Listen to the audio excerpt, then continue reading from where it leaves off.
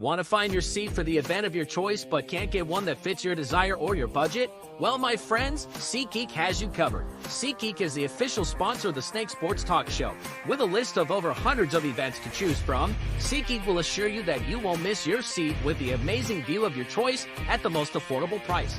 Whether it's looking for your best seat in the house of your favorite sports team, finding live concerts that get you closer to your favorite artist, or enjoying your spot at your favorite live shows, comedies, and more, SeatGeek has it all just for you.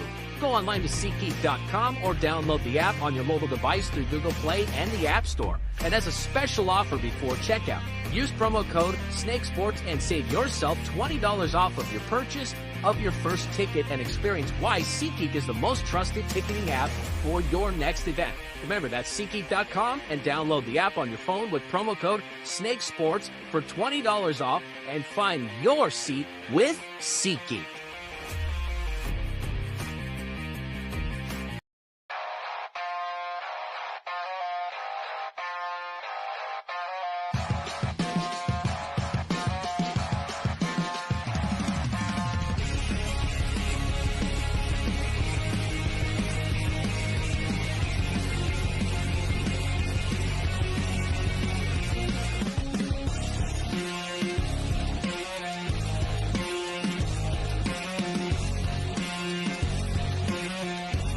And now, broadcasting live from Las Vegas, the Snake Sports Talk Show with Jake Silva starts now.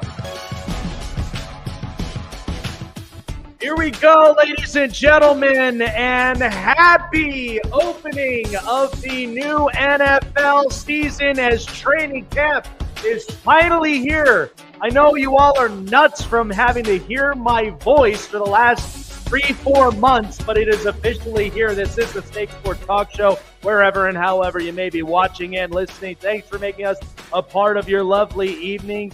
Chase joining us. He is pumped up with the Cleveland Browns. I'm pumped up because yes, sir. New coach, new GM, new regime. It is a new look of the Chargers. Training camp is finally upon us, man.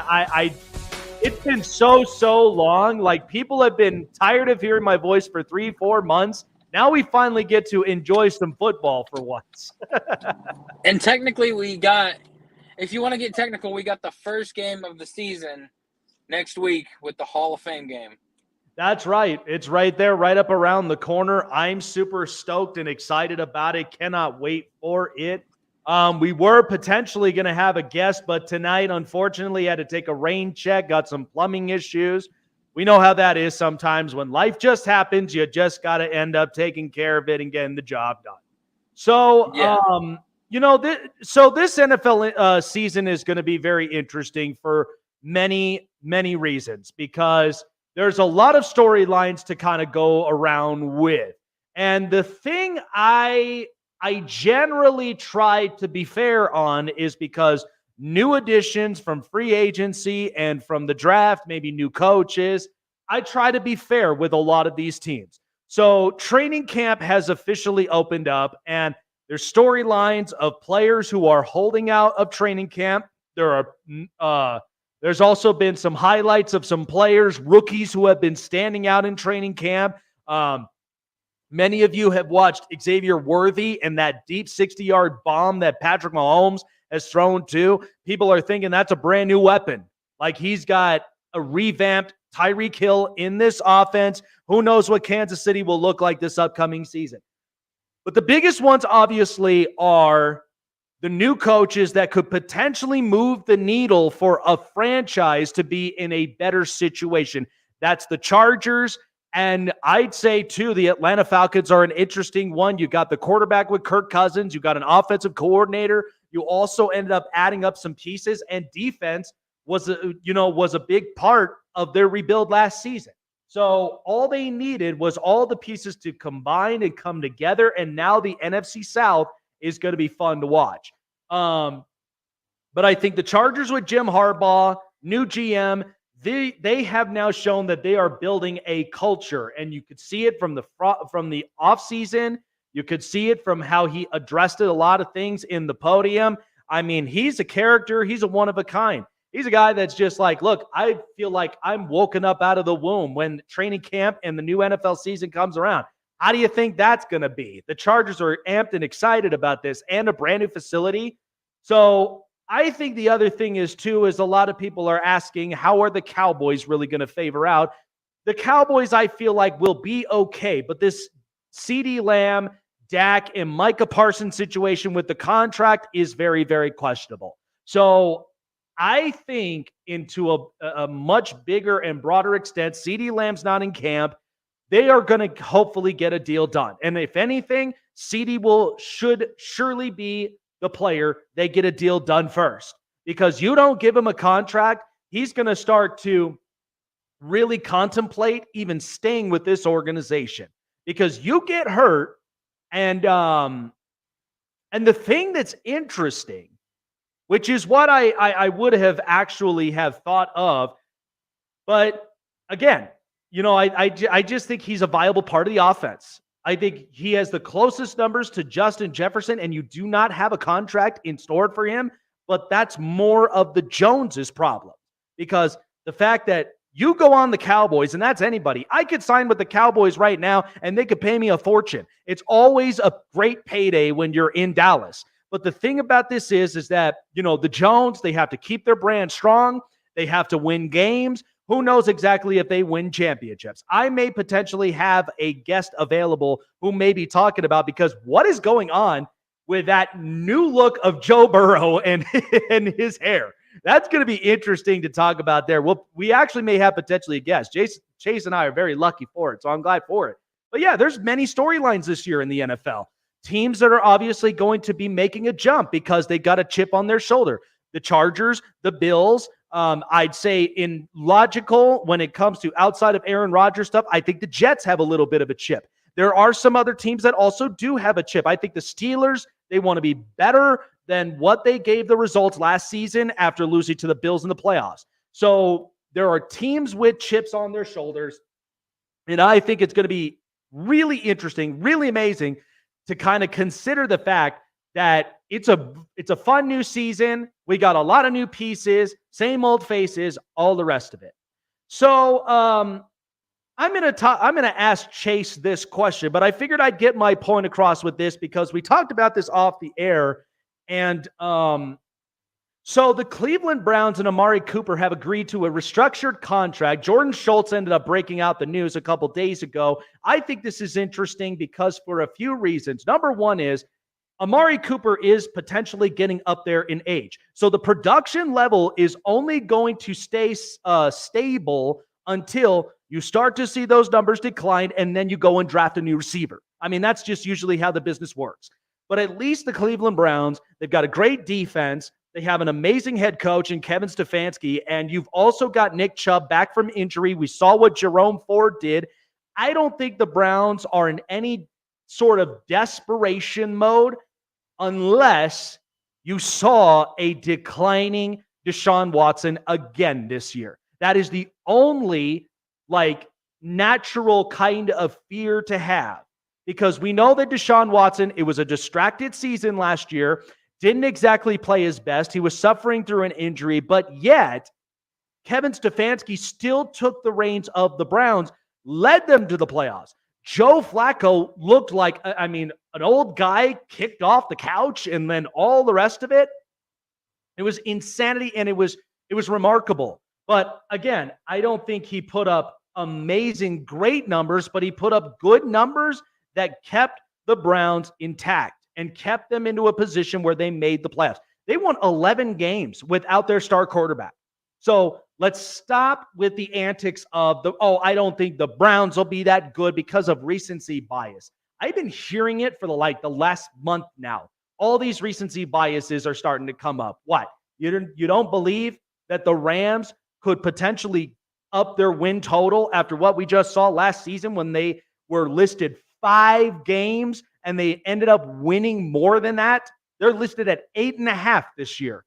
I am definitely taking my stock up. You don't think that the Chargers, with new culture, with a new coach, that they could potentially win 9-10 games after they lost 5 because of a coaching disaster, and then at the same time, injuries riddled them? Give me a break. A lot of this recency bias sometimes just wears people out. It certainly have wore us out for sure. But the Browns, I'm not worried about them. I know for a fact that the AFC North is the toughest division in football currently because you've got a defense, you've got a quarterback, you've got weaponries on all sides of the ball. So it'll be interesting. It really can be quite the question mark if Deshaun Watson does not perform at least his best. That's reasonable. But I think because of everything, and then at the same time, Amari Cooper restructuring his contract to give the Browns at least some leeway and some room to maybe potentially go and make a move in, the trade deadline, or maybe potentially they make another move in the future with their draft picks potentially. Sometimes this is what smart organizations will do. When you restructure contract, you're restructuring them for the right reasons because something seems to be coming up or people are coming up in age that will not perform the same. And so you want to be ahead of the curve before that happens. So I think this is a good deal for the two of them.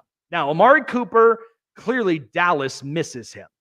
Okay, Dallas ends up missing Amari Cooper because the one viable piece of the offense, and this is why CeeDee Lamb's going through this stuff, because when Amari Cooper got there, Dak's totals on every one of his statistics doubled. The second that Amari Cooper was traded from the Raiders to the Cowboys that year, don't believe it, go look up stats. His stats doubled when he got there. Because the second they did not have it, it's interesting.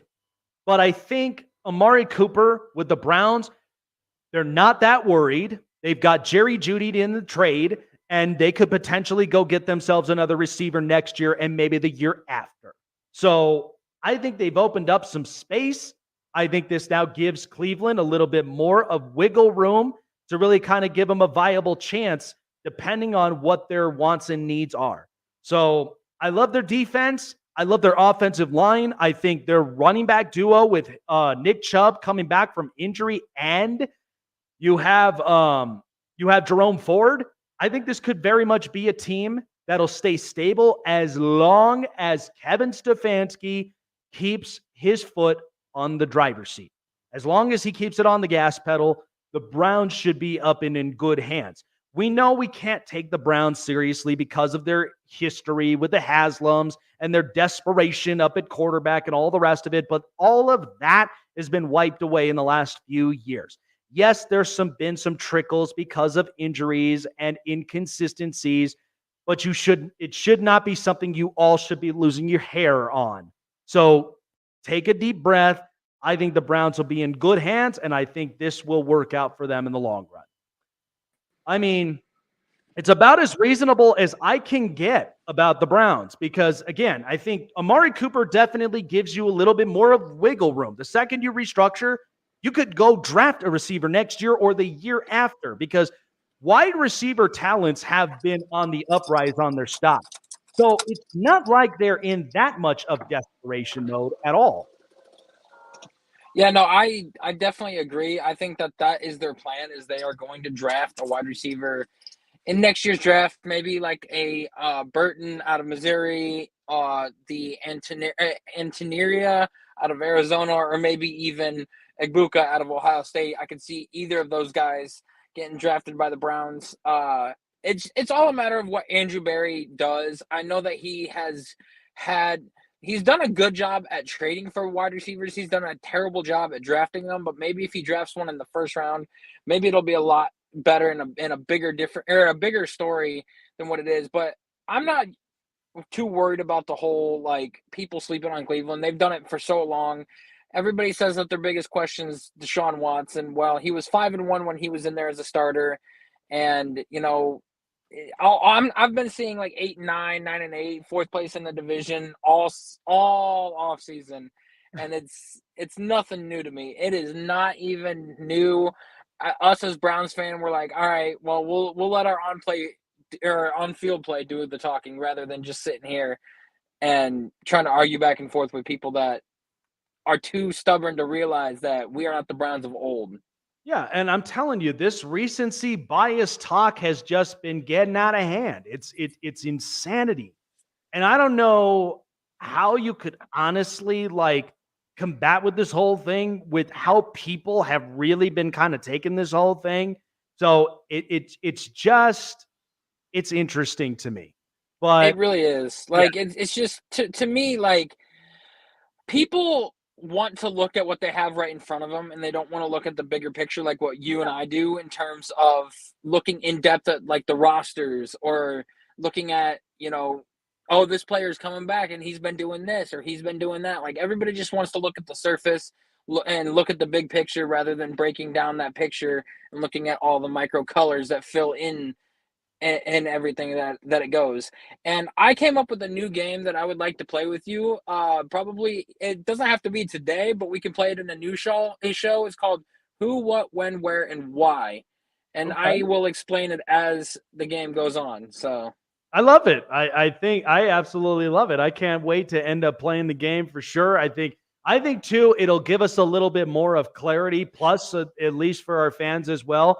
I know we've done the AFC with called hold fold but we will for sure have our NFC picks because listen, I've been hearing a lot of this slander about the Rams lately and it just drives me wild because they listed them as a 5-win team last season. They doubled. They were yep. now listed as an 8.5 team. I think they double again because it's just like, what kind of, how could you possibly end up underestimating Sean McVay like that? Because why? Because Aaron Donald is no longer up on this roster. They drafted 2 players for the price of 1. And they also fixed a lot of their secondary. They got new corners, they got new safeties, and Puka Nacua, we saw what he was last year. Cooper Kupp will be coming back from injury. They've got Demarcus Robinson, which we know what he's capable of. And then they got another receiver. So come on. It's like, I don't understand. Yeah, the edge rusher that they got Braden Fisk, and then they got oh snap, what was his Jared Verse out of Florida State. Like they got 2 teammates, and one's a defensive tackle, one's a defensive end, and they were building up that defensive side of the football for this whole draft. And Les Snead has been a manager, or I mean a GM that has always found diamonds in the roughs in the late rounds. And, has always been able to get the talent that they need. And everybody forgets that this was a team that was 1 point away, 1 point from moving on to the divisional round of the playoffs last year. Yeah. And, it's not just like we go into his live every now and then, and Tim sits there and wants to bash on Stafford and the Rams and everything. And so do all these Niners fans and Seahawks fans and whatnot. But, like, they don't sit there and realize that this team is being built from the ground up because they are just, like, 2 years removed from a Super Bowl, and yet they are still coming back and making the playoffs 2 years later. Oh, yeah.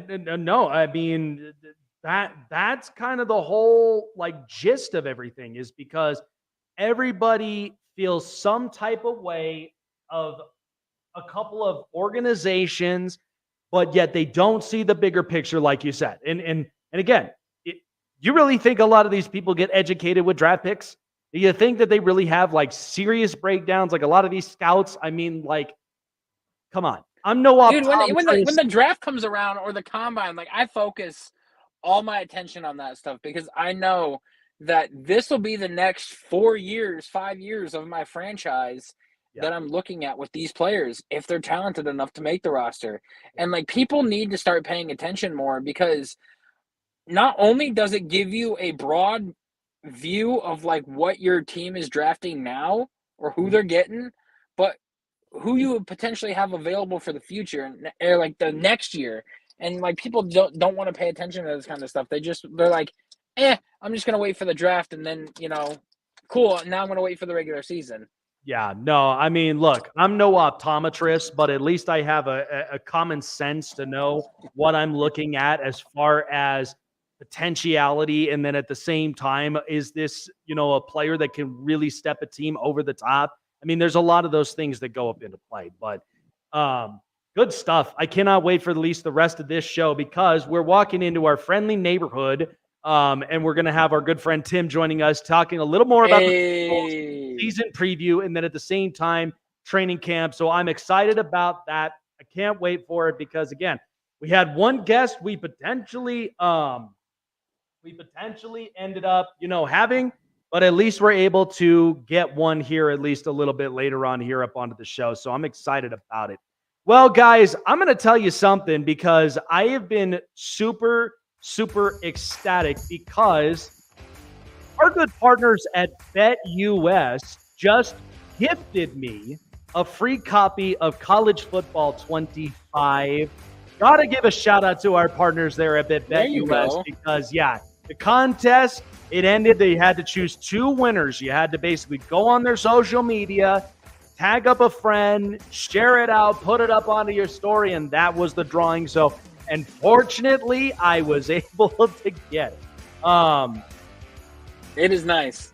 Yeah. Oh, it's amazing. People have been talking to me about it. It's been the nonstop hype. It's like the most realistic game up on, at least on the market right now. But thanks to our good partners at BetUS, they've been doing this for over 30 years now, and have been the top-notch best when it comes to sports betting. So when you're looking for single, parlay leg bets, prop bets, especially now with training camp starting up, NFL season around the corner, wins, loss, record predictions, also Major League Baseball, trade deadline prop bets as well, who's getting moved first, because we know it's right there around the corner. There's going to be a lot of moves. BetUS has you covered in all of that. Just go and check out BetUS.com. $50 or more into your deposit, 200% bonuses, and 30 risk-free bets. Check out BetUS for yourself. Also, best casino games as well for your casino entertainment. Gambling problem, call the number in your state to seek help now. And please gamble responsibly when you go to BetUS.com and get on your betting edge when you choose BetUS. BetUS, where the game begins. Looking for a show with the best takes and opinions? Want a show with the best coverage around the world of sports?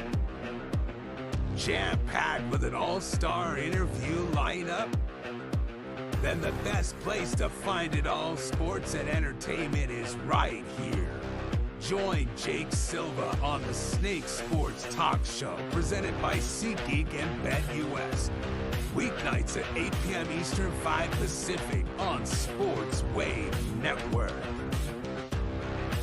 Your favorite sportsbook, BetUS.com, is back for our 28th year of NFL action. With the industry's biggest sign-up bonus of up to 200%, BetUS offers our members the opportunity to cash in on all your favorite sports, including NFL, NBA, MLB, and more. Sign up at BetUS.com today to get into the action. Snake Sports Talk Show is sponsored by Muscle Tech, with hundreds of supplements and vitamins to choose from, all packed with 100% all-natural proven ingredients. You can be sure that Muscle Tech will give you the edge and the boost to train and look like your fit and healthy best, whatever your goals are. Try Muscle Tech today and use promo code SNAKESPORTS to save 30% off your purchases. So we've been walking around the neighborhood, and sure enough, we were able to be stumbled upon one of our good friends. Obviously defends his Cincinnati Bengals. I got to really ask him about this new cut from Joe Burrow. He's definitely getting old with that blonde hair of his. Training camp is officially up on the way. So joining us in his friendly neighborhood, our good friend Tim.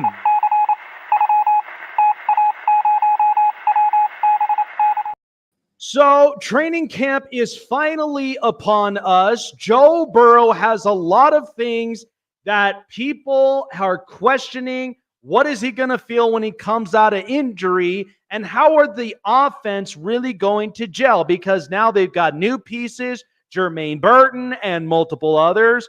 I think that the defense still is a bit of a concern, but I think can get better as weeks go on.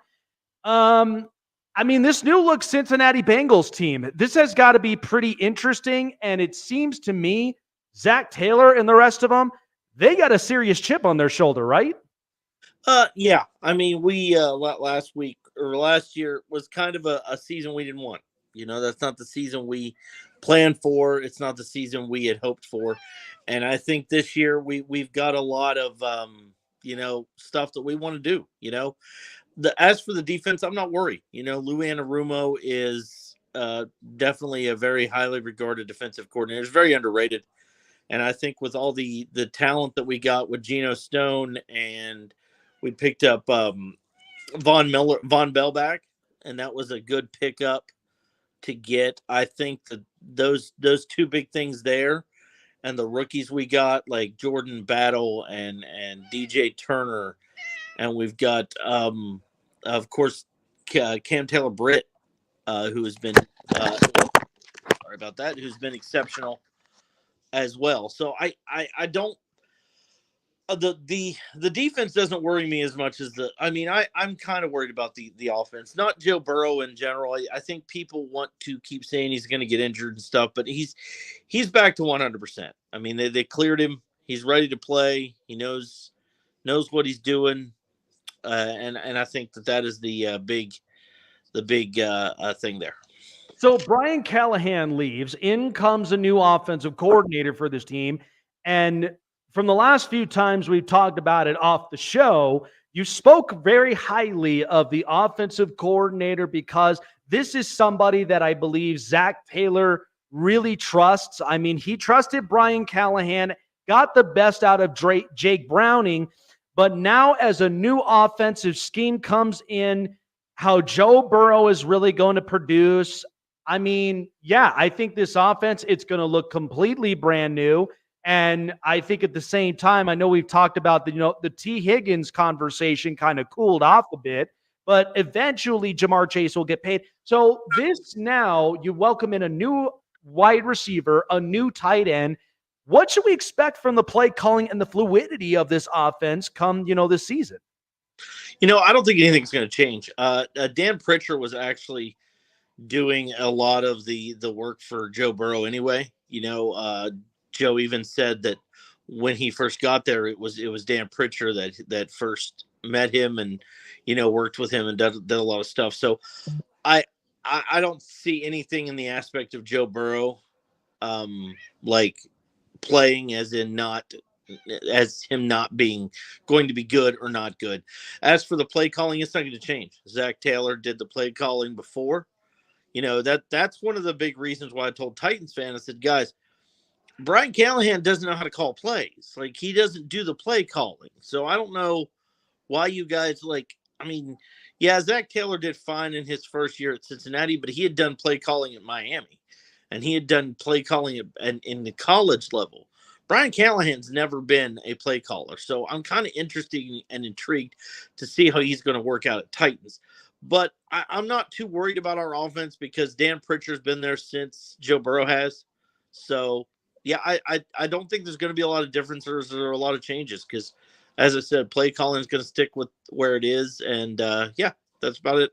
So this is an interesting AFC North, and ultimately they're the toughest division in the NFL, in my opinion. When you look at other divisions like the AFC West, they could come up close, but injuries have decimated. At the same time, there's been inconsistencies on a couple areas. The NFC West have been trying to claim it, but the Cardinals and then, of course, the Seahawks definitely took a dip. So it only had been the Rams and Niners. But I think the AFC North, the competition of it is, I got a defense, I've got a quarterback, I've got a coach, and I've also got some offensive weaponry, like as a whole in this division. So when I look at, the Steelers, when they went and got Russell Wilson, I was like, they do not want to be the mediocre team walking in, and especially in the AFC North, because you're going to tell me you're going to sit there with a straight face, Kenny Pickett's our guy, give me a break. You're not coming in with this mediocrity. So, and then you got to compete with these quarterbacks. And then the Ravens lose Geno Stone now to Cincinnati. And so this AFC North, this looks to be a gigantic bloodbath, to say the least, because I'm going to make this hot take, my friend. I don't think we're going to have anybody sweeping anybody in this division. What's your thought on that? I think you're right. I think we're going to split with everybody. I think everybody's going to split with everybody. I think that the weakest team is right now Pittsburgh, and Pittsburgh fans are just saying I'm a hater, but if you look at it, like every team in the division, I mean, except for Baltimore, but Baltimore doesn't really need two good receivers when you have a quarterback like Lamar Jackson. Like, you don't need to have two dominating receivers, but I mean, you have Cleveland, who has Jerry Jeudy, just picked him up in the offseason. They have Amari Cooper, who's already proven time and time again to be that guy. They got Njoku on the tight end department, and then they've got Nick Chubb, and then Cincinnati has Jermaine Burton, which they just picked up, and they've got T. Higgins for at least this season, and Jamar Chase, who's a dominant with hands, and Mike Gesicki, who's underrated as a tight end. He's very underrated as a tight end. Miami fans don't like him because he played horrible at Miami. But I think when you use Mike Gesicki correctly, he does well, and he's going to have Joe Burrow throwing to him. And running back wise, I think Chase Brown's going to do pretty well this year. So and then you get to Baltimore, who has a dominating run, with Derrick Henry and Lamar Jackson. Zay Flowers should probably have a better season this year. So, I mean, as I said, they don't really need – they've got Mark Andrews, so they've got, like, at least a decent tight end. Pittsburgh, you can name one talented player on that offense. Yeah. George Pickens. Yep.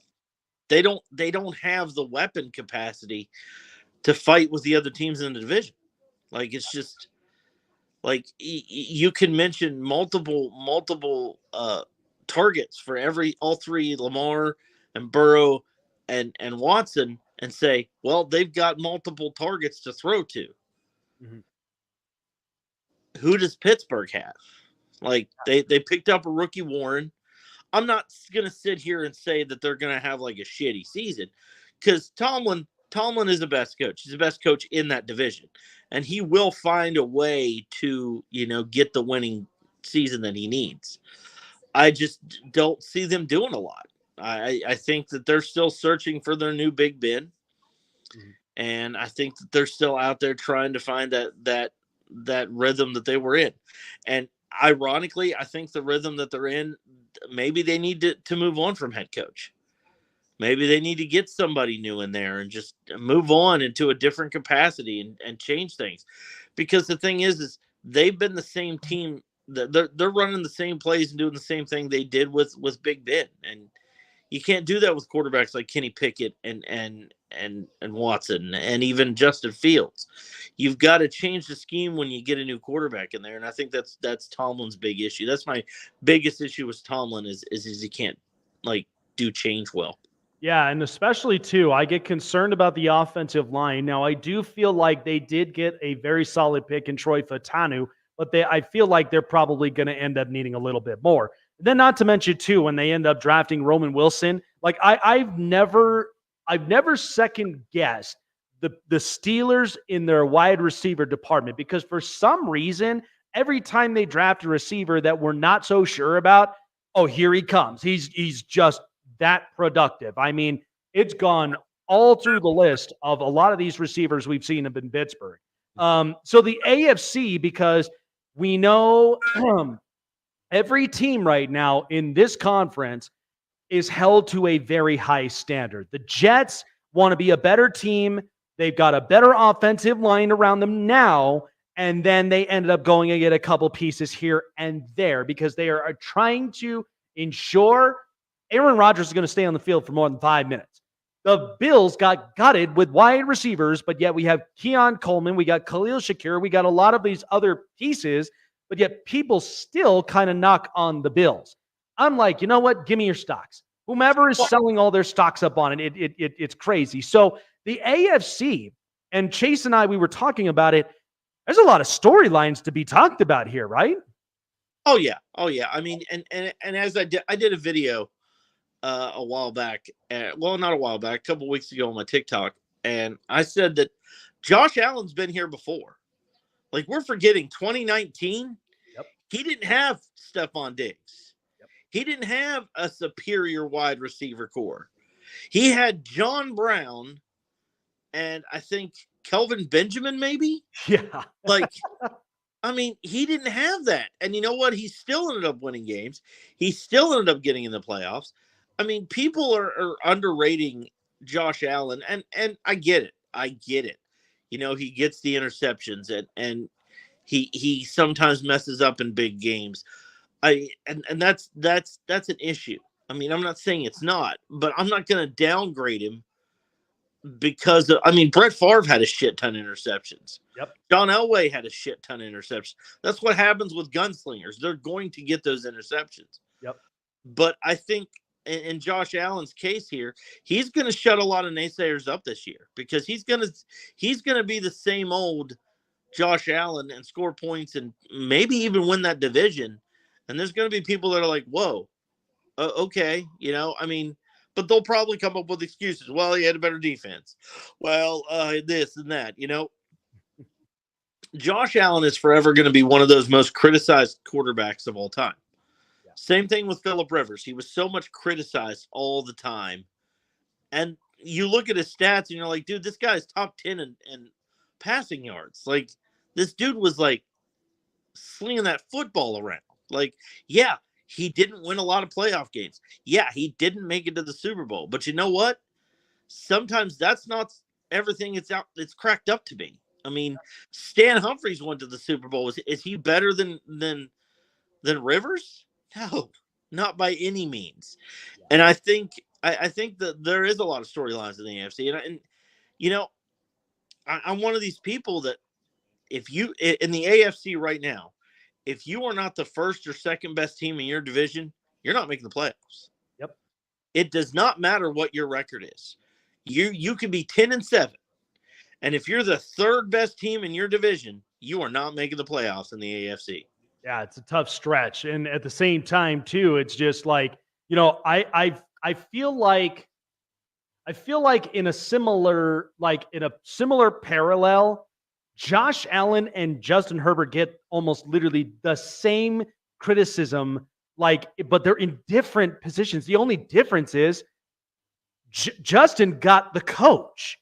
We have yet to see with McDermott what he does without these receivers and if he could basically bounce back, up and in it. But, you know, like I was telling Chase, you know, up here, and like the thing is that training camp is here. And there's a lot of different storylines left to be said. And I know the biggest one, of course, everybody is basically pushing the doom button because Xavier Worthy literally caught a 60-yard bomb from Mahomes. And people are freaking out and they're like, that's it. Game over. Chiefs ended up winning it again. So it's like, well, but pump the brakes. It's like training camp. But remember in training, I think it was training camp, Chase's first year, Jamar Chase, he was dropping.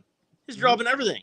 He wasn't holding on to the football. He was like missing routes. And people were like, oh, he's going to be a bust. He's going to be horrible. And I'm like, nope. He broke the rookie record in his first year. And like he had, 10 touchdowns that year? Like, I mean, it's just like, yep. You guys can't look at training camp and go, oh, well, that's the gospel. I mean, I'm not saying Worthy's not going to be a good receiver, but it's easy to do a bomb like that when your teammates aren't guarding you. Yeah, it's very true, and especially when you ain't got the pads on, where you're playing physical football. So at the end of the day, it's like, I think long term, Worthy's going to be great. I think he's going to be a sought-after wide receiver. But, you know, out of all the ones that were picked up, I'm kind of liking what I see from Pearsall. Yeah, and here's the thing, though, too. This is an interesting conversation because Pearsall now is on the PUP list because he ended up injuring his hamstring. So now this Ayuk conversation, I feel like, is going to take a different turn. Now, I'm actually kind of glad we've got a former pro receiver on Friday that we'll ask this question of to get his mindset on both CD and with Brandon Ayuk.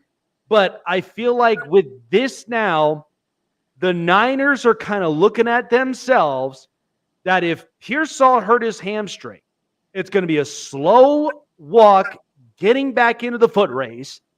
But yet now what do you do with this Ayuk contract situation? It's like, I think at this point, he's going to stay. I think they're probably going to entertain him. As I thought about it, I think he's going to stay anyway. Because here's the thing. Like, I mean, yeah, you could go somewhere else, but you can pretty much basically get away with whatever you want right now. Yeah. Like, you're Brandon Ayuk. They need you now even more than what they did before. But before, I didn't see the 49ers getting rid of him until offseason because they're not going to – a lot of teams now have this mentality that we're not rewarding this behavior. You know, I have a 6-year-old, and when she acts up, I don't give her a treat for that. The good old scolding. Exactly. Brandon Ayuk is being a child. He's being a child. So you know, look for him to be traded right before the deadline. Though you're gonna have those wide receiver needy teams with that somebody goes down and they're willing to offer a first round pick for him. Yep, I know, but you're still rewarding bad behavior. Same thing when off season when Trey Hendrickson requested a trade and T. Higgins requested a trade. What did Cincinnati do? You're not going anywhere. Yeah, we don't care what you want. You're not going anywhere. And the same thing happens with Ayuk that has happened with T. Higgins. The 49ers have the choice of trading him. So Ayuk can do whatever he wants, but in the long run, 49ers are still going, we're still not rewarding your behavior. Yeah. You want to go somewhere, that's fine, but we're not going to sit here and accommodate to you because of your behavior. And I kind of like it with 49ers. I like their attitude here because they're basically like, we're not letting a player bully us. Well, and this is the thing is that I think, and I've said this several times, John Lynch and all of them are very, very smart businessmen because they are not clinged on to with what we like as fans are so used to that when news breaks out, like I've always said this, every action has a reaction. How do people end up reacting when the news ends up breaking out upon them? But John Lynch and the Niners are just like, listen, we drafted 2 receivers. What are we in such panic mode for? We can get a first-round pick for Brandon Ayuk because that's what he was in 2020 with Jalen Reagor and Justin Jefferson. So it's not like we are that desperate of a franchise. Sure, we can trade him off, get a first-round pick. He'll probably end up going somewhere where he knows he's going to get an extension somewhere. Somebody's going to pay the big bucks. But at the end of the day, like the Niners are smart enough that they know with what they have, and they're smart enough that they can go and get more. If in fact something hit the fan, there's plenty of wide receivers that are up out there in college that I guarantee you they are not afraid to go and pick up. Oh yeah. But I think once, I mean, Cincinnati and 49ers aren't the only ones to do this trade thing. How many times do we see every year? Yep. You know, this player wants out. This player wants out. And the team's like, okay. And? Well, you're not going to let me go? No, we're not. Good talk, though. Thanks. Cool story. Yeah. Unless you pull like a Chris Jones, like somebody like that who missed half the season and then came back halfway through and then finally got his contract. Like, I mean, I mean, I guess it depends on who's doing it. You know, Ayuk and T. Higgins. I mean, T. Higgins. The situation with T. Higgins was we picked up Jermaine Burton for a reason, bro. Like, I mean, we're prepared for this. We thought you were going to leave anyway. I think the one that threw Cincinnati off was Trey Hendrickson because, like 2 weeks prior to him asking for a trade, he said, I love it here. I love being with this team. This team's awesome. So I think the Trey Hendrickson situation was more of his agent than it was Trey Hendrickson because it kind of lasted a week. And then he was in interviews and he said, look, I just want to get, the money that I want. And from what I understand, they're going to try to keep Hendrickson before they keep Higgins, which, I mean, I hate to see Higgins go, but I've been preparing for this past 2 years. I knew he wasn't going to stay. So I guess it depends on the player. And in Ayuk's situation, he is a relevant player to that team. But as we discussed on the live last night, Chase, I mean, he's not the only talent on that team. So yeah. And Tim, I it's got a question for you. So like yeah. we were sitting here talking earlier about we don't think that there's gonna be, any other division that is gonna come close to what the AFC North is. We see how good they are with the two-time coach of the year in Kevin Stefanski, what he was able to do, how well Mike Tomlin is coaching that team. Zach Taylor's brought the Bengals back into relevancy in terms with Joe Burrow. And then you got John Harbaugh with Lamar Jackson and the Ravens. But the one thing I want to talk about is I want to talk about Joe Burrow's character, because the reason why he has his blonde hair now, it was just a phase. Like he said, it's because he got bored, but he also said that there's a little bit more behind it. He had a super fan that was on the verge of dying from cancer. I called into him and asked, "Hey, how could it be a blonde hair?" Uh-oh. He comes in with blonde hair, You're going out. shaved head to accommodate him. Oh, there he is. Okay, I heard some of that. You were going in and out there, but So what I was saying is, like you have a guy like Joe Burrow who was nice enough to accommodate this wish from this young fan, because he's just like, how cool would it be if you had shaved your head and or dyed your hair? And he meant it as a joke, but Joe took it seriously because he thought that what this super fan was going through, this is the least that he could do. yeah, I mean, if you also and I'm not trying to divert from Joe Burrow, because Joe Burrow is a extremely good sportsman, and he's a good off the field guy. He's a good face of your franchise. But I can also look at Lamar Jackson too, who I saw in a recent video about a couple months ago. He was, I guess, at a charity golf event, and there was a kid in the stands who was trying to get his attention the whole time, and the kid was just like being overlooked by adults. And Lamar kind of spread the adults away, and he's like, "Come here," and gets the kids to come up and starts signing all this stuff for the kids. And the adults are just like getting pissed.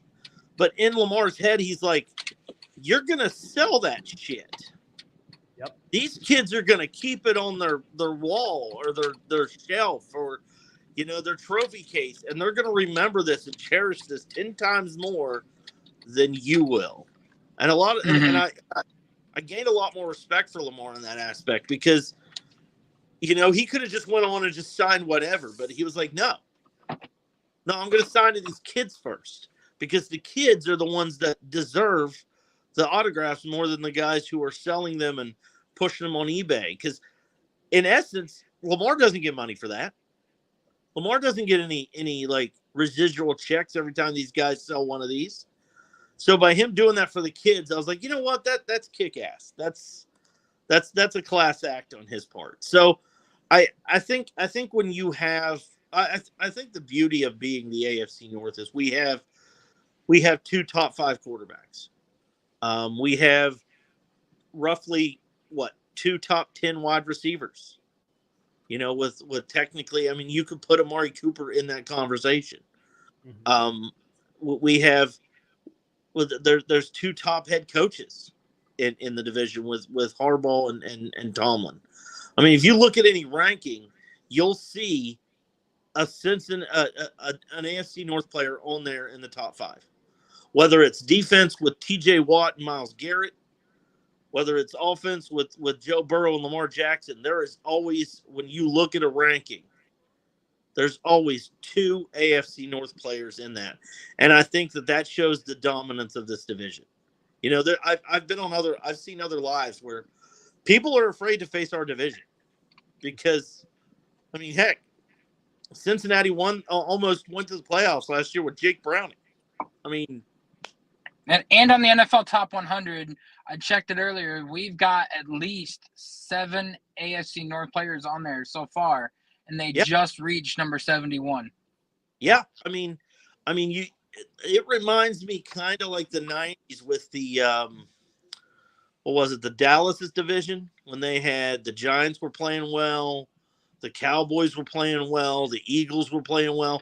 That whole entire division dominated the 90s. You know, it was just one of those that's why Cowboys were in the it was what Cowboys were in the Super Bowl, then 49ers went, and then Cowboys went back, and then Eagles were fighting in that division. I mean, it was literally that division was, I mean, they call it the NFC least now, but it used to be the strongest division in football, and now it's the AFC North, and I kind of like it. You know, I like the fact that people are talking about our division a little bit more, because 3 or 4 years ago we weren't that division to talk about. You know, we had a good quarterback here and a good player there, but I mean, now it's just such a dominating division. Even when they play each other, you don't know who's going to win. Like, even with Cincinnati and Cleveland, like, you could be at second quarter and be like, I don't know who's going to win this, because it's Cleveland. It's so like back and forth sometimes. Like, I remember one of the games last year we played, it was like field goals in the first half. I was like, is someone going to score something other than a field? Like, it's same thing with Baltimore and Cleveland, or Pittsburgh and Baltimore, you know? It's just, you never know how these games are going to turn out. And I think that's what I think the simple fact that it's a tough, but it's also one of the most exciting divisions. Yeah, it really is. I agree. Go ahead. Oh yeah, no, I was going to end up closing it up, but yeah, no, I totally agree. I think the AFC North, they're in good hands. They really are. You know, like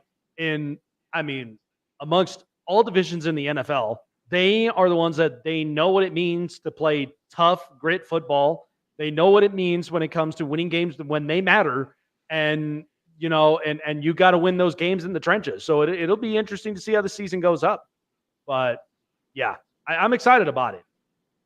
But Chase, you got a closing argument on there too?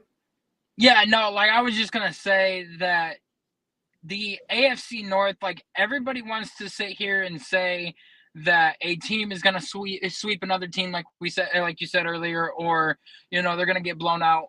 The AFC North always plays every single opponent very, very close, regardless of who it is. And, you know, you could go into a game and the Ravens could have the best defense in the league. They could be, you know, 9-0 going into playing Cleveland or playing Cincy or whatever, and that doesn't mean that we're gonna roll over and take it. Like, they could come out of that game with their first loss. That's how this division is. Oh yeah. It'll be interesting for sure. And like I said, I don't think there's going to be any sweeps in this division. I think everybody plays very balanced to each other. And, you know, I mean, I'm sure you could probably make an argument that Pittsburgh could be on the brink of it, but I think, you know, every one of these teams are going to play very hard and very heavy. But appreciate you coming on by, Tim, our potential newest recruit on the Sports Wave Network. I'm excited to have him aboard and having a bunch of his friends in his neighborhood that do nothing but talking about sports, because we got to talk about it. We got a lot to end up talking about, serious topics, but appreciate you coming on by, man. Appreciate all the insights, and I really am interested to see how the Bengals really finish this out. Take care, my friend. All right. Yeah, I mean, the thing about it, though, and so here's an interesting situation that I just got this. So the NFL's top 100, there are 2 of them that I think were very controversial, and I think that it's definitely been talked about a lot.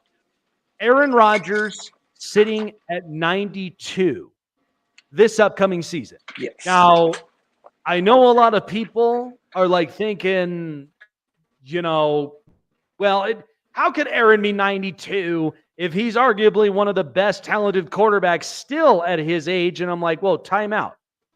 Aaron, this should be fuel of fire. This should be juice for Aaron, because you suffer an Achilles heel injury. You then are like on the media almost any given day, and you don't show up for training camp, an unexcused absence because you were on a trip in Egypt. So it's like, I feel like I'm not mad at this. I feel like this should be juice for Aaron to play better. So the other topic, because we just talked about it with Brandon Ayuk. You know where the NFL top 100 ranked Brandon Ayuk? 66. 66. And he was not ranked last year. What does that tell you? Wow. What does that tell you? Sometimes these players, I wonder. For those that are just like, pay the man, pay him all the big bucks, give him the bag. I'm like, whoa, hold on. Time out. He's 66 out of the top 100 players. He didn't even crack the top 30. So that just told me that Ayuk in any situation, unless you're Carolina or you're potentially Pittsburgh or you're potentially any other organization that does not have a number one receiver, you are a number two in their eyes. I mean, after I just saw this, like that is, wow. That's not even football writers writing this. This is the players. So I can only imagine how Brandon Ayuk has to feel about this. Wow. That's just crazy. I mean, these players, I think the Niners just like I question.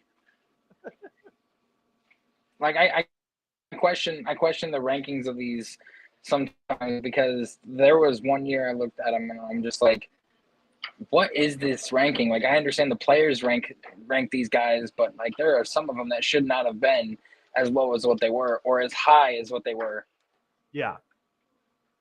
I mean, and here's the thing, and we could go on a quick wrap on some of these top 100 players, because so it starts from 100 with Zaire Franklin, which I could understand that. I mean, Zaire Franklin came into a situation where after Shaq Leonard was done, he's arguably a very hyper athletic tackling machine, and the Colts, he's part of their viable defense.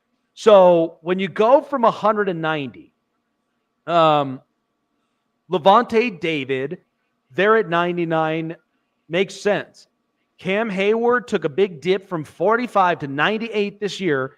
Terry McLaurin moves 3 spots back, which I'll be honest, he does not get a whole lot of love. And I love Terry McLaurin.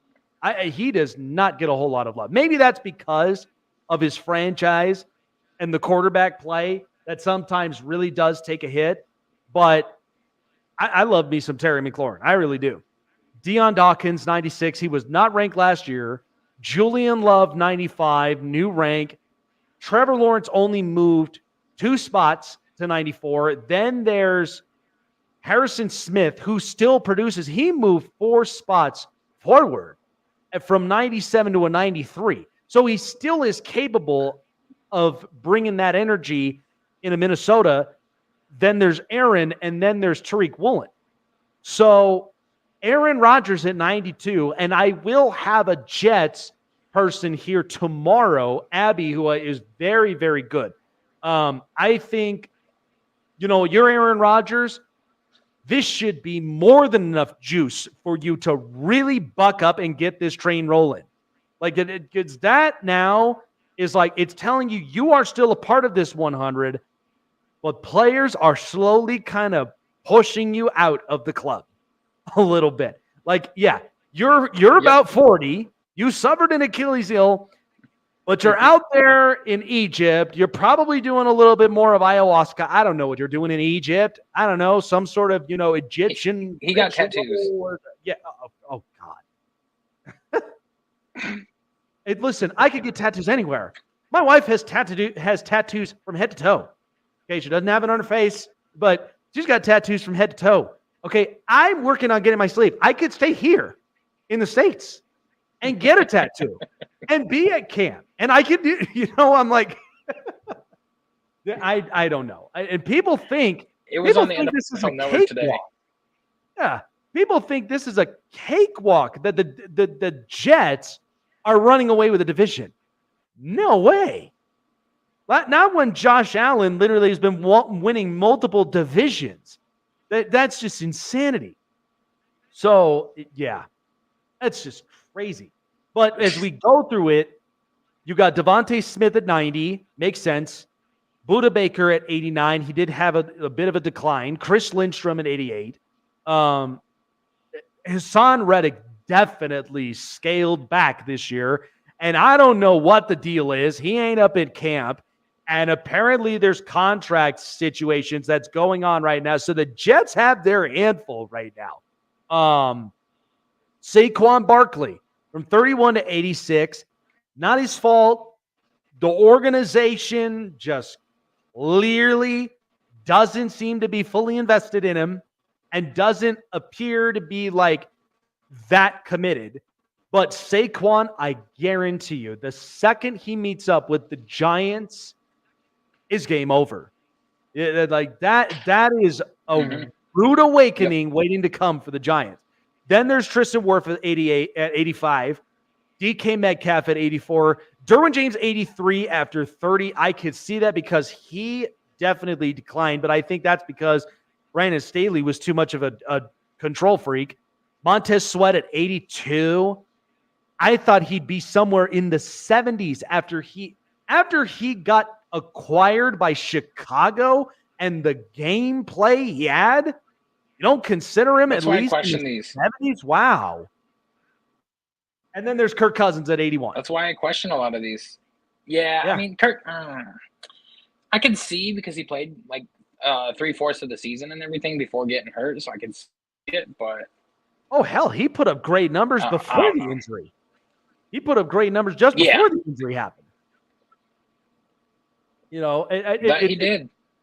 It's it's crazy to me because I do think there's a bit of that you can kind of argue here and there, but yeah, Sam Laporta at 80, Minka Fitzpatrick at 79, Kyren Williams at 78. That's actually a pretty damn good ranking for Kyren Williams in his first year there because he played great.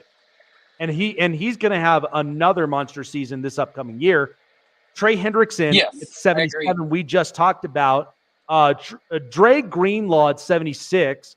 Justin Herbert at 75. Jesse Bates should have been somewhere in the 60s after what we've seen from him in his first year in Atlanta. Like he's not these players. Like I question their rankings sometimes. Yeah, and Jeffrey Simmons 73, Garrett Wilson 71, 72, and then Laramie Tunsil at 71. So the latest that I got thus far. Are you ready for this? Yeah. Amari Cooper at 70. Now he was not ranked. Wow. He was not ranked last year. So he's sitting at 70. Cooper Kupp at 69. I could see that because injuries did decimate. Danielle Hunter at 68. Teron Armstead at 67. Brandon Ayuk at 66, we talked about. Jordan Poyer at 65. Patrick Queen at 64. Jalen Waddle, 63. Bradley Chubb at 62. And then Justin Medbike at 61. That's so far the latest on our list. Yeah, and I think they're doing another list either tonight or tomorrow. Yeah, that is, wow. That's just interesting. Yeah, and imagine who the top 50 are going to be. Oh, it better be worth my time and it better be reasonable because look, I've been through this before. In what was it, 2020? I should in the previous network I was a part of. We should have made these T-shirts because that was the time when Fred Warner really came out, and he was ranked above a lot of these other players that my previous peer that was on the network was explaining about in a Facebook Live, and I should have made the T-shirt because his reaction was who the F is Fred Warner? And I should have made a T-shirt with that, with his face. And I guarantee you he would have been like just promoting that damn thing everywhere. But it's like, stuff like this. It's like, how? So I don't know how the lives are going to be like a little later on. I might jump in a bit. But that's I think people are going to get wild. We're not even at a halfway point right now. And you also are going to have the coverage for the training camp starting tomorrow, actually, or this weekend. Yep. On Saturday and Sunday. You're going to have the coverage on the NFL Network covering training camp all the way up until like August 4th or 5th. Yep. And then, by August 7th or 8th, we're going to have our first preseason game of the season. And before you know it, it's right up around the corner. And like I said, I am getting very hyped up about it. The fact that training camp is already amongst us. We've got preseason football next month. College football starts next month too. That's right. That's right. That's what I'm saying. I'm like, God, if I could find out when I can get my copy of College Football 25 faster than normal, man, I'm on that thing. Like my wife already told me. I said, look, babe, I pay $60 a year for Xbox Live, and she's like, you better use it. So I'm like, well, sold. There you go. Actually, why don't you just go to Game Pass, because you can get Xbox Live through Game Pass and you only pay $17 a month. That's true too. I definitely got to end up looking at that. I mean, the Game Pass has been such a new thing for me. I don't know why. Game Pass is so easy though, because like they've got a rotation of different games that you can download, and once you download them, then you can actually.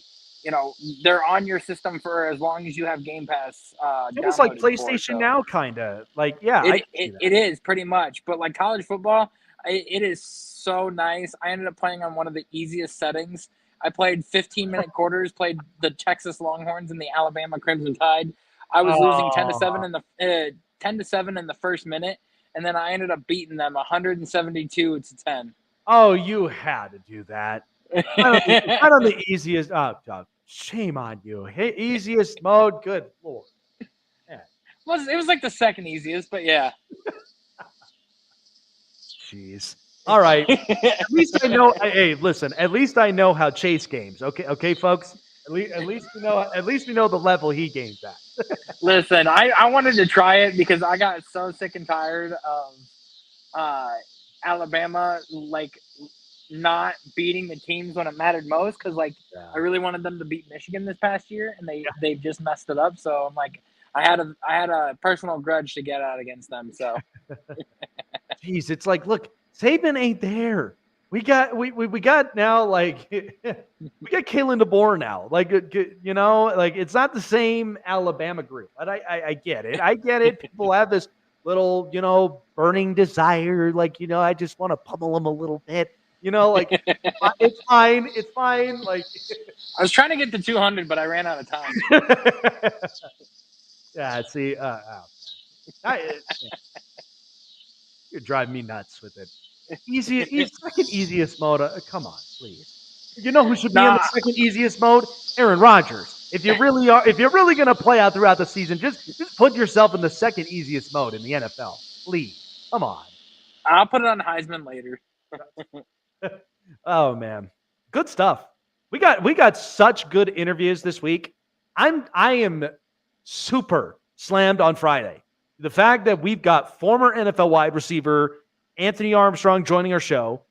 We've got a Jets host that'll be here tomorrow, because I need to have some clarity of this Jets organization, because this is getting. I feel like they're going after a quarterback this next draft, because I don't feel like they're going to run another year with Aaron Rodgers, or if they do, it'll be his last, and then they're going to want whoever is underneath him to learn, to develop, and to be ready to go the following season. Well, and see, that was one of the points too, because they did sign Tyrod Taylor for this year, and then they went and drafted Jordan Travis at one point. Now, Travis is obviously dealing with an injury that he suffered in college. Who knows what that quarterback room is going to eventually look like? But yeah, no, I'm in the same boat as you are. I think if you go and you draft a quarterback, whether next year or at some point while you still have the time, I think you got to go and get him. And there's nothing wrong with that, because here's the thing.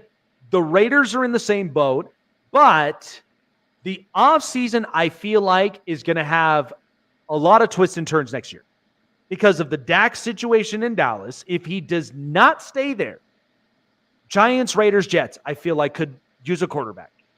Those are three franchises that, and if you're the Jets, if you do not draft a quarterback, get one that offseason that you could pay, which, to be honest, the history of Woody Johnson and all of them in that organization, I would not be surprised. I mean, you got to have one. And to see what Jordan Travis, I think of way too ahead. But if you don't draft a quarterback and you already have Jordan Travis, let's say you're done with Aaron Rodgers, the Cowboys are done with Dak, I could see Woody Johnson pulling the trigger on Dak because they're basically saying, well, Dak, you are not our future, but we need to win games. We need to get in the playoffs because we do have a quarterback rehabbing from injury. And so now, let's say Jordan Travis catches us out of left field and he all of a sudden produces, and then what do you do with Dak? You know, I think too far ahead. This damn quarterback situation is just, yeah. Listen, I treat this as much as I looked at my financials the last few days, and when I tell you how dilated my eyes were, I needed to sleep. I don't know how. Look, I get it with accountants and all that. And listen, I would love to have Kirk Cousins' agent to do the numbers for me because I give credit to people who watch numbers all the time. And I'm a math guy. Okay, I love math since schooling, since college. Ew. Like I've loved math. I do. I mean, I'm a history guy. See, there you go. So you bring me the history. I'm going to do the equations that make sense and especially help out at least our situation because as you could tell right now, in the two sides in the next 4 months, when the big vote comes around, I better hope I get the right equation number here. I really hope that math really does make sense. Yeah. I mean, I'm not going to get into that kind of stuff because I don't like talking about that stuff with people. It just gets way too hectic and crazy. But, yeah, you know, let's just hope for the better. Oh, yeah. That's all we can do, right? Live and learn, hope for the better. I mean, that's kind of the motto since after, the shutdown, all the rest of it. So, I won't be on the show next Monday. I've got my wisdom teeth getting extracted. So I do want to say, though, that I have a guest, like I told you, from the Bring the Juice podcast. I'm going to bring my good friend Derek on the show to talk about anything and everything Colts and AFC South related. And he's got a big following as well, over 18,000 subscribers on his YouTube channel. And I just figured that having him aboard to talk about football in general would be a great, start for this. It's content worthy, man. And especially when we're talking about Anthony Richardson and Shane Steichen and seeing how this AFC South is getting competitive too. I mean, people don't realize that. So yeah, absolutely would love it. I've had a couple of guys that were up on here that were Colts guys. I mean, the Blue Staple, now we're going to have Bring the Juice. I mean, yeah, I'm excited about it. Cannot wait for it.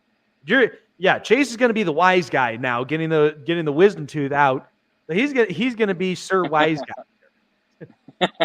you better be the one wearing a crown, like at the end of it, dude. That's usually how it is with all this. All right. I can go on jokes for days. All right, we got to wrap it up. But I appreciate everybody for joining us here up onto the show with Chase and I. It never, ever, ever gets old at all. So appreciate our good friend in our neighborhood, Tim, for stopping by, talking some Bengals talk and NFL talk. Show is sponsored by BetUS. Thanks to our partners. I cannot wait to end up playing College Football 25. I'm excited about it. But for those of you who do not know what BetUS is all about, BetUS, they have been in the business for sports betting and all more than that for over 30 years. Give them a try. $50 or more, 200% in bonuses, and 30 risk-free bets when you sign up. BetUS, where the game begins. And SeatGeek. Do not lose your seat at your next event. My wife talked about, potentially going to another Rockies game. That's where I got to use SeatGeek for that. Get the Oh best yeah, in she the would house. love it. Oh, yeah. And here's the thing. We got Todd Helton Day on August 17th that I'd like to be at. And we've also, Friday, before the show, we got a little Todd Helton recognition. I'm excited about it for my company and I. Can't go into too much disclosure, but you'll see it for yourself. We'll be up on our social medias, all the rest of it. So, but when you want the best seat in the house in your next sporting event, concert, and live shows, give SeatGeek a try. Download it on your mobile device to Google Play in the App Store and go onto the website. And use promo code SNAKESPORTS for $20 off as a gift to you to go and enjoy your first-time experience for a lot of you first-timers. Or if you just love being in the atmosphere, whatever event or venue you choose to go to, give SeatGeek a try. $20 off. Snake Sports is the promo code. With Chase and myself, see you guys later, and we shall see you on the next episode of the Snake Sports Talk Show. Take care, guys.